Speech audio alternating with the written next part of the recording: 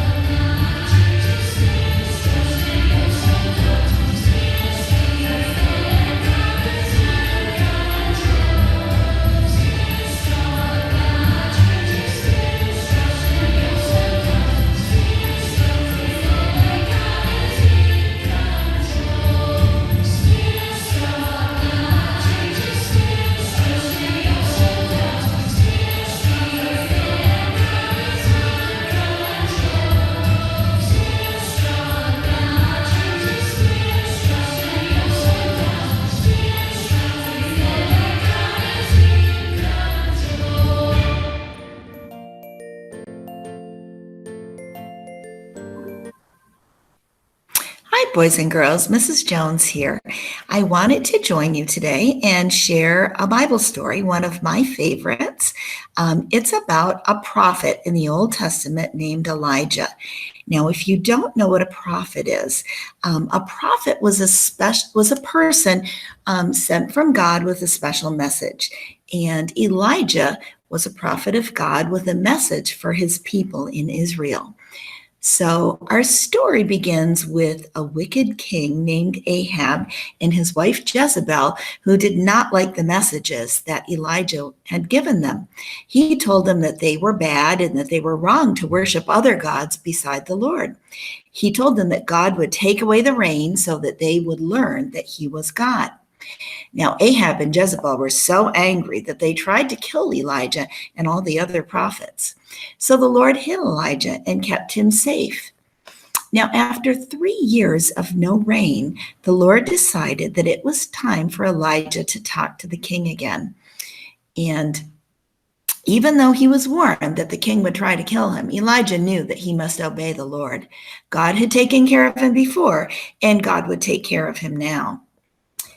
So Elijah met Ahab. Now I'm going to show you some pictures to go with the rest of our story.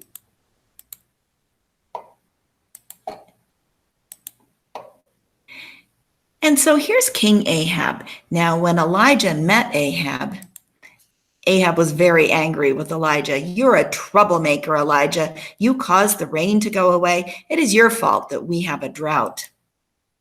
"No, King Ahab," said Elijah, "you caused the drought. It was because you stopped worshiping the Lord. The Lord knows that you and your wife Jezebel worship false gods. You make idols and bow down before them. You think that there are other gods named Baal and Asherah. You even believe the men who say that they are prophets of these false gods, but you are wrong. There is only one God. He is the Lord God. He is the only real God. All of the others are just made up. Gather all the people and all of the prophets of Baal and Asherah together at Mount Carmel. We will have a contest to see whose God is real." So King Ahab did as Elijah said. People from all over Israel came to watch the contest. It didn't really seem like a fair contest. Elijah was only one prophet, and there were 450 prophets of the false god Baal and also 400 prophets of the false god Asherah. Elijah spoke to all the people. Everyone needs to make a decision today. If Baal is real, then you need to worship him. If the Lord God is real, then you need to worship him. Elijah suggested that they should have a contest to prove who the real God was. The prophets of Baal could build an altar, and Elijah could build an altar. Each could place an animal sacrifice on their altar and then pray to their God to light a fire for the sacrifice. The God who could send a fire for the sacrifice would be proven to be the true God. The prophets of Baal agreed to the contest. They made their altar, and then they prayed and cried out to Baal. But nothing happened to the sacrifice on the altar. They cried even louder and harder, but still there was no answer. "Maybe Baal is asleep, or maybe he's busy," said Elijah.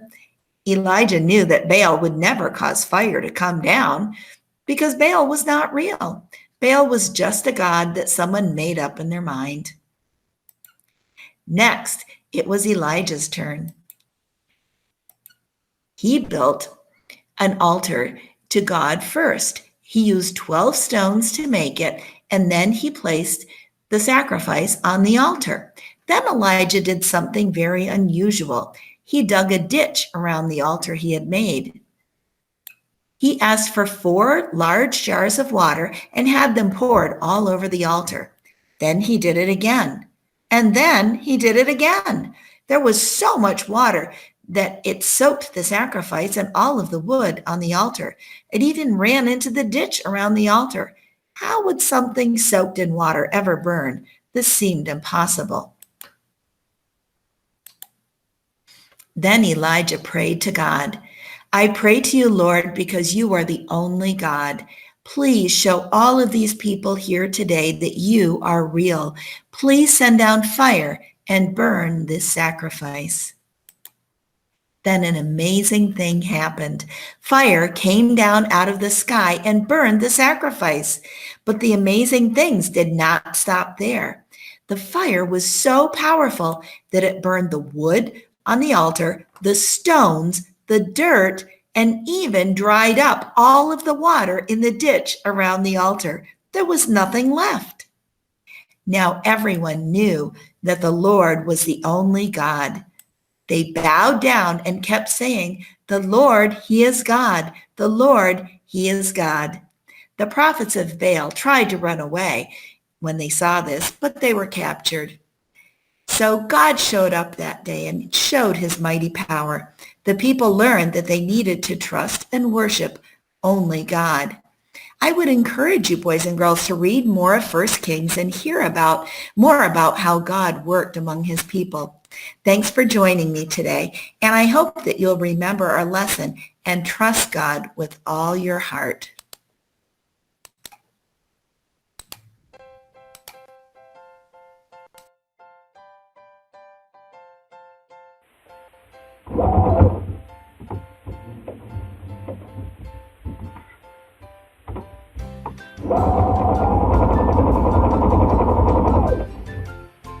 Oh, hi guys, how are you?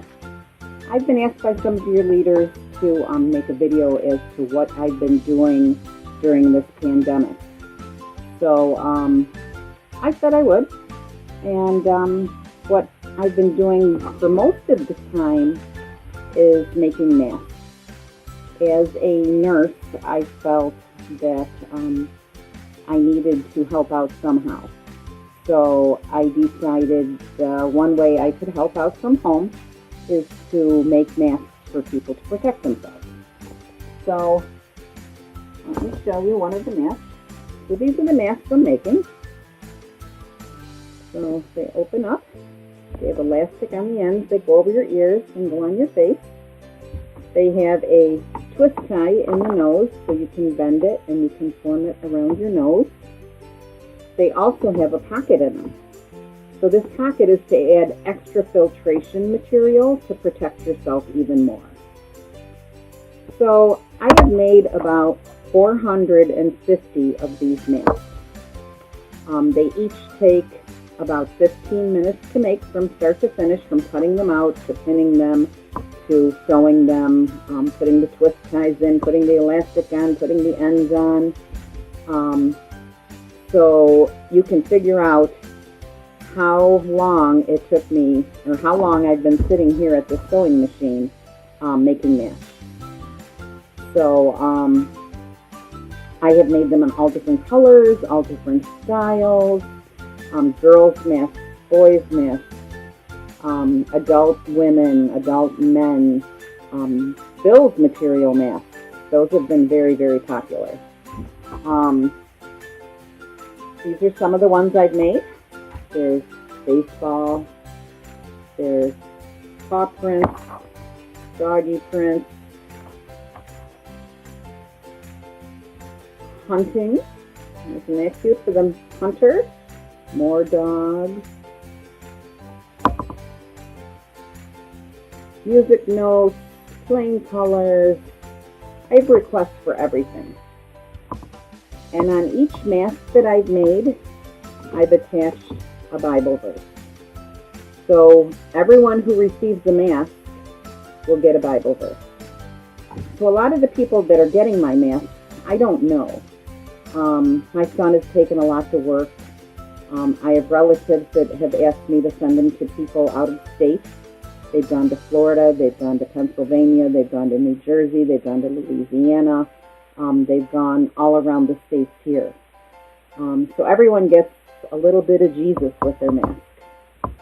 So this is my sewing machine.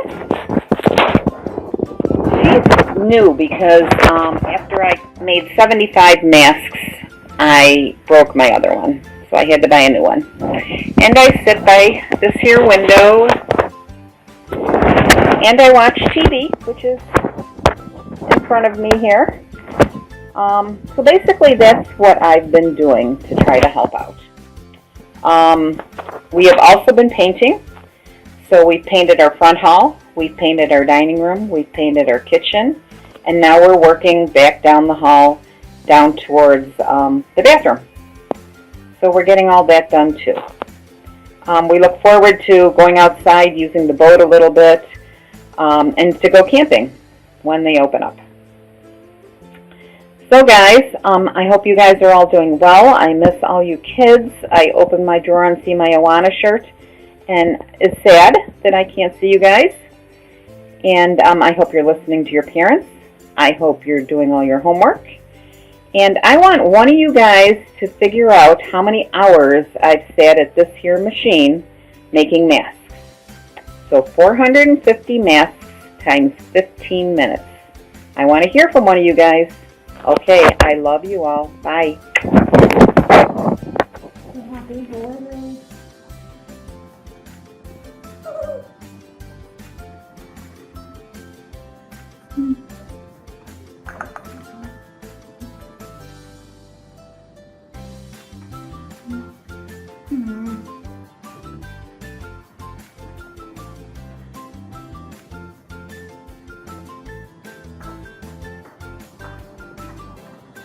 Oh no.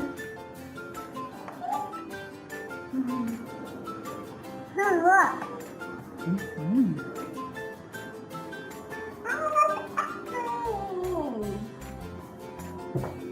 Oh, the ice cream.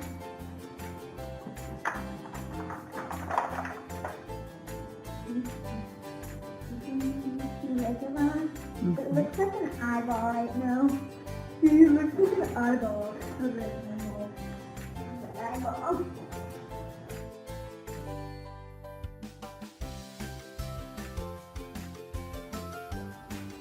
Today we will be making a do-it-yourself sliding paper craft. These are the utensils you will need: coloring supplies, paper, and scissors. First, we will draw the altar.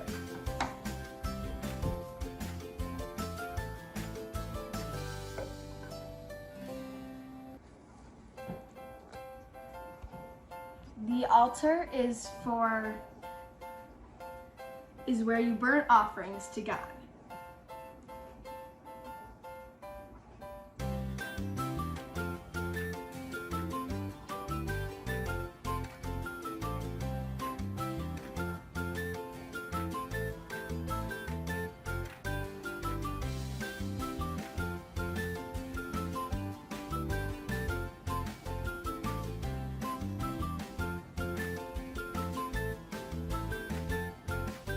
Elijah took 12 stones and he made an altar.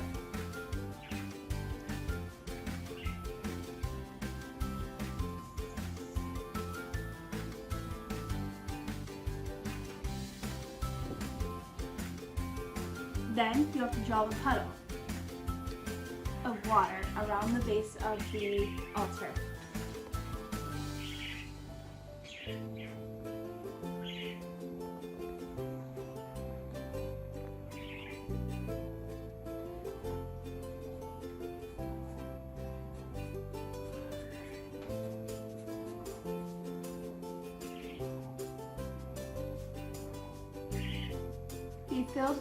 Elijah filled 4 large jugs of water, and God said to do it 3 times to pour it into the trench.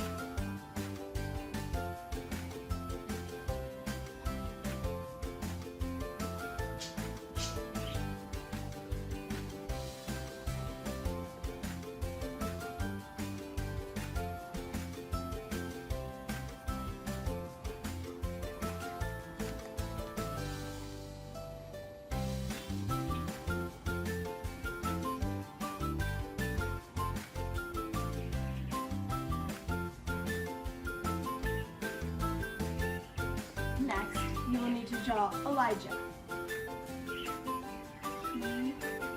He has a robe,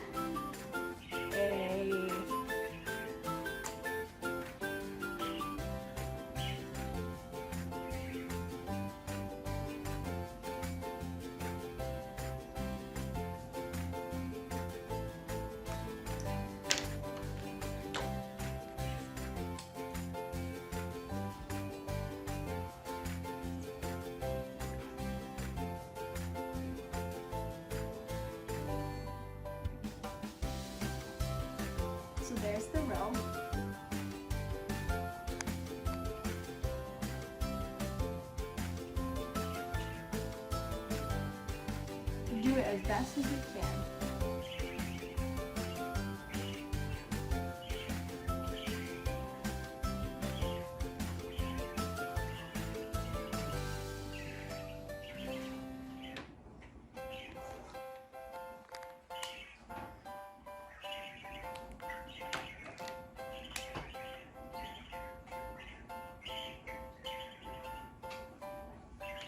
Next, you draw the belt. Color it in. And then there's the beard. You can use whatever colors you want. Then you draw the face and every facial thing.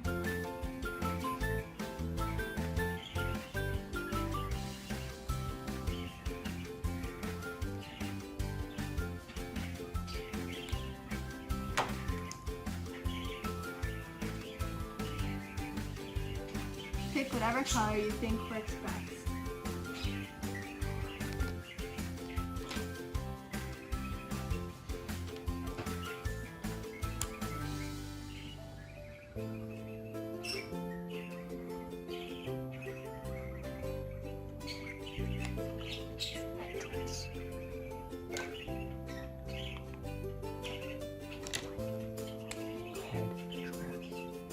Then you would draw the headdress.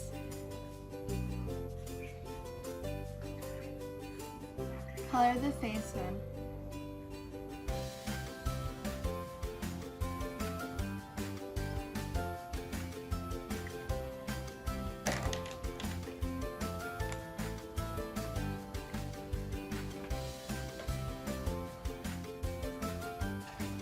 Again, you can use any color you want.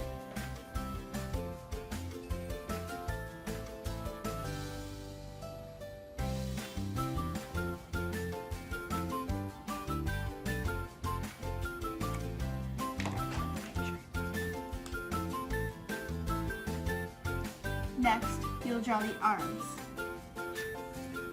Make sure he looks happy.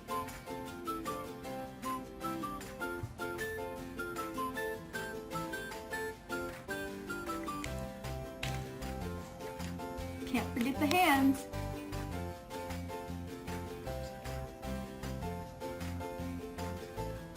Thumbs on top.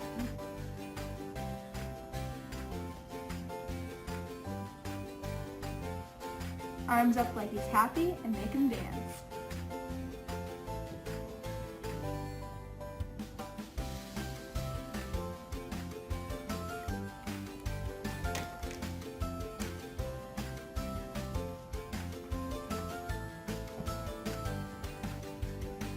On to the next arm.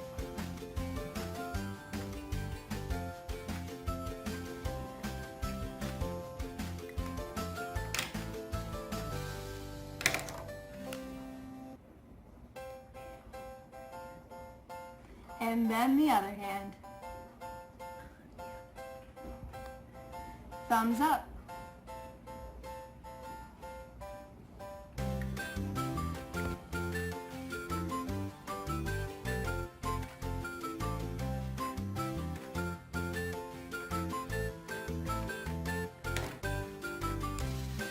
Next, you'll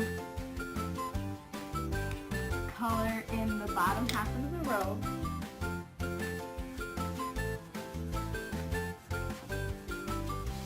With whatever color you want. And the top. With whatever supply you have, crayon, colored pencil, or marker.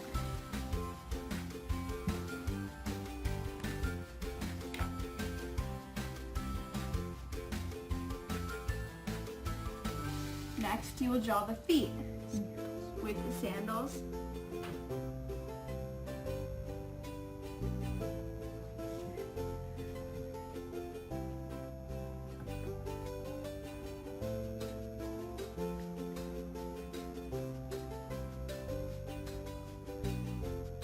Make sure the shoes aren't the same as the skin color.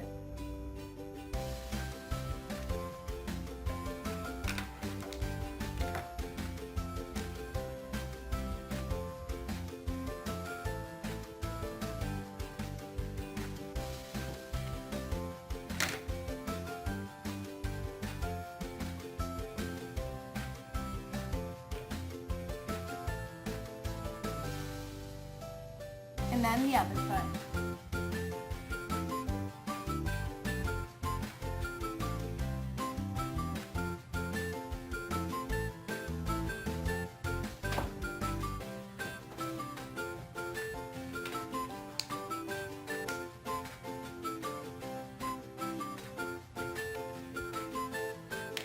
Time to draw the grass.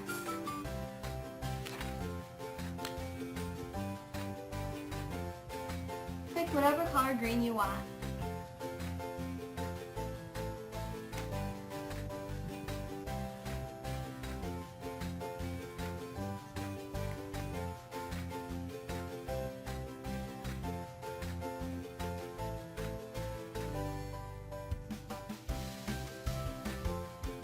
Shade in as much as possible.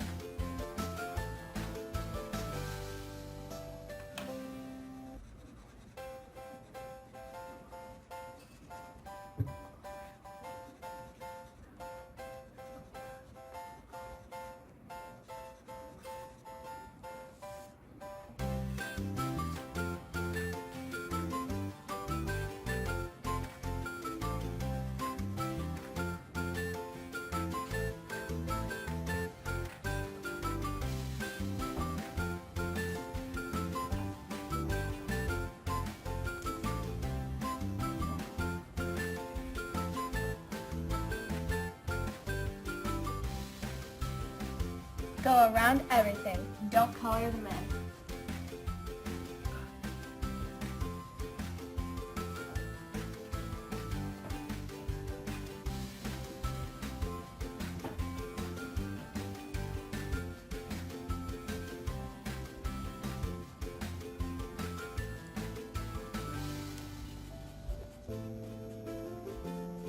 If you want to put trees or something in the background, you can.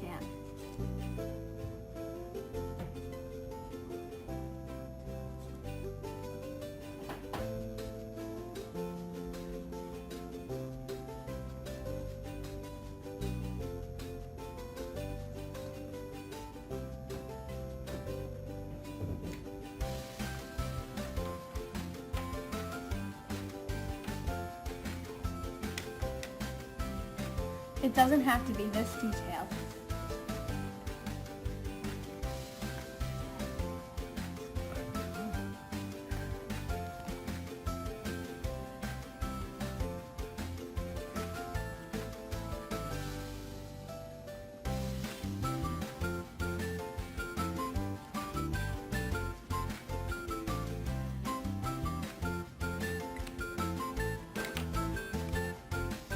Now, the fire. You grab cut a small slip of piece of paper. Then, draw your fire with your colors that you want.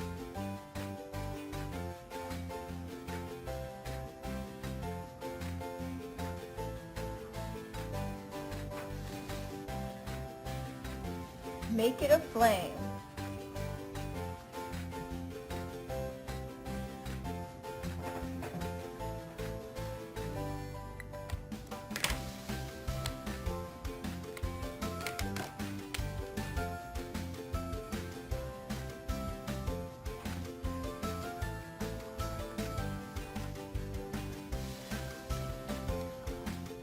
Use the best colors that represent a fire.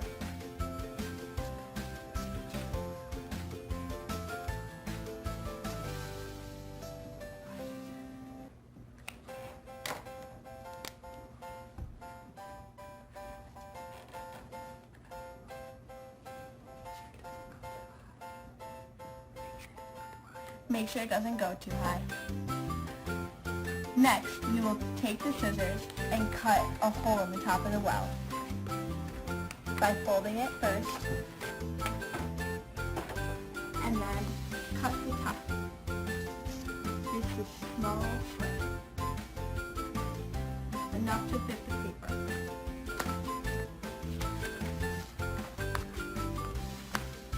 If it doesn't fit, you can make it wider.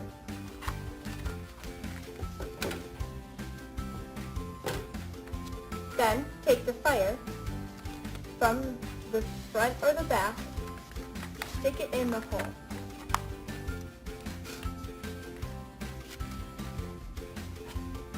And there you have your fire.